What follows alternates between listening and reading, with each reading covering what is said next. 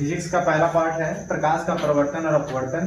इसमें हम आपको आज सिर्फ प्रकाश के प्रवर्तन के बारे में बताएंगे। ये होता क्या है, जब कोई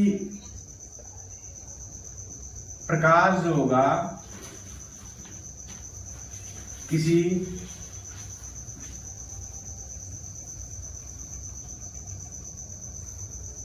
पालिशदार व चिकने तल पर गिरता है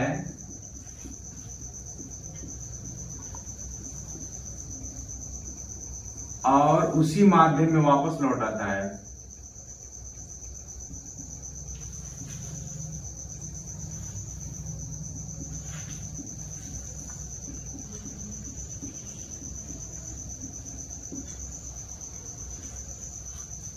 तो प्रकाश की यह घटना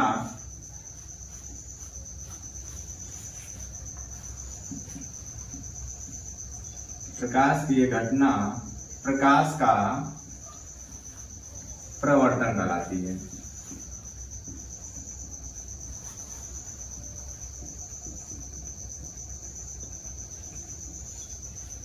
सबसे पहले ये जब आपसे ये प्रश्न पूछेगा प्रकाश का प्रवर्तन किसे कहते हैं, तो आपको सिर्फ यही करना है कि आपको परिभाषा लिखना है और एक आपको फिगर बनाना पड़ेगा। जब तक आप फिगर नहीं बनाएंगे तब तक आपका ये जो परिभाषा अगर इतना ही लिख देंगे तो आपको नंबर नहीं मिलेगा। आपको दिखाना पड़ेगा कि प्रकाश जो होता है जब कोई पालिशदार या चिकनी तल पर गिरता है तो गिरने के बाद कैसे वो परिवर्तित होता है।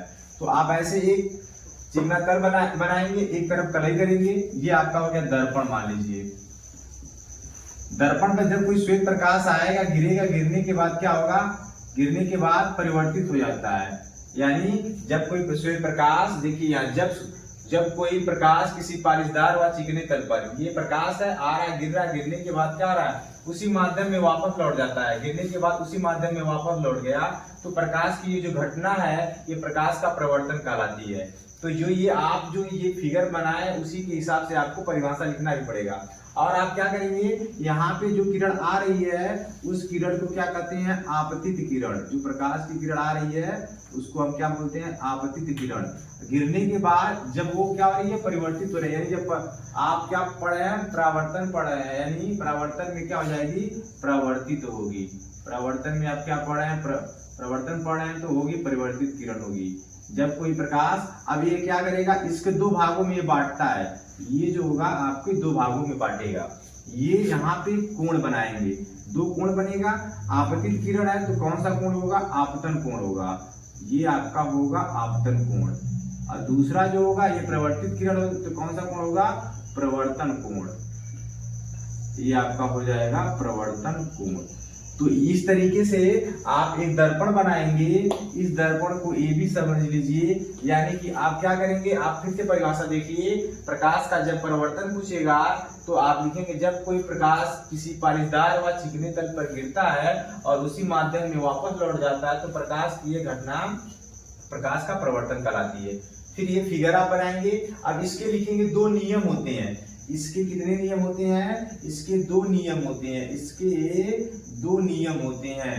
दो नियम कौन कौन से हैं, वो नियम आपको लिखने पड़ेंगे। पहला नियम क्या होता है, पहला नियम ये होता है कि जो आपका आपतन कोण होगा जिसको हम क्या बोलते हैं, आई, तथा जो प्रवर्तन कोण होगा, जो परावर्तन कोण होगा या प्रवर्तन कोण जो होगा जिसको हम क्या बोलते हैं, आर बोलते हैं, दोनों क्या होंगे, दोनों बराबर होने चाहिए। अगर दोनों बराबर नहीं होंगे तो आपका ये परिभाषा गलत होगा। दोनों बराबर होते हैं, दोनों जो है क्या होते हैं, बराबर होते हैं। जैसे कि आपने फिगर में देखा होगा कि जो आपका ये आपतित किरण, आपतन कोण, ये जो आई है और जो आर है वो दोनों क्या होंगे, बराबर होंगे।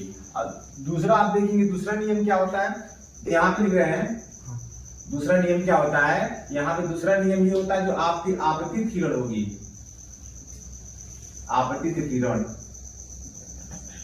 उसके बाद आप क्या देखेंगे, ये आपका प्रवर्तित किरण, इसे हम अभिलंब बोलते हैं, जो दोनों को बराबर भागों में विभाजित करता है।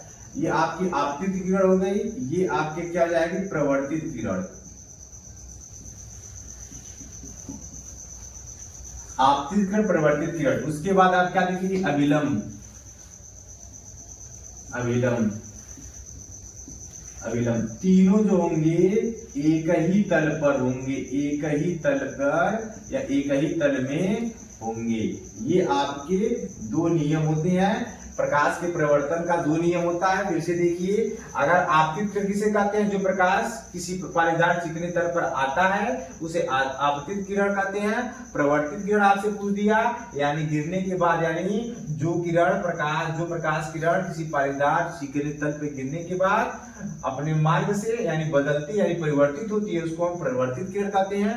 अभिलंब क्या होता है, यानी आपतित किरण अपरिवर्तित किरण को जो दो बराबर भागों में विभाजित करता है उसको हम अभिलंब बोलते हैं। आपतन कोण क्या होता है, यानी जो आपतित किरण होती है या परिवर्तित किरण होगी, अभिलंब जो इसको भागों में बांटेगा, यानी आपतित किरण वाले के बगल में आपतन कोण, अपरिवर्तित किरण के बगल में आपका परिवर्तन कोण हो जाएगा। और ये आप इसे फिगर बनाएंगे, उसके नीचे आप इसके दो नियम लिखेंगे। ये जो दो नियम होंगे आपके, ये दो नियम आपको जरूर लिखना है और ये बताना है कि प्रकाश का परिवर्तन किसे होता है। आपको प्रकाश का परिवर्तन जब पूछेगा तो आपको यही इतना आपको लिखना पड़ेगा, बताना पड़ेगा। ठीक है, आज के लिए बस इतना ही।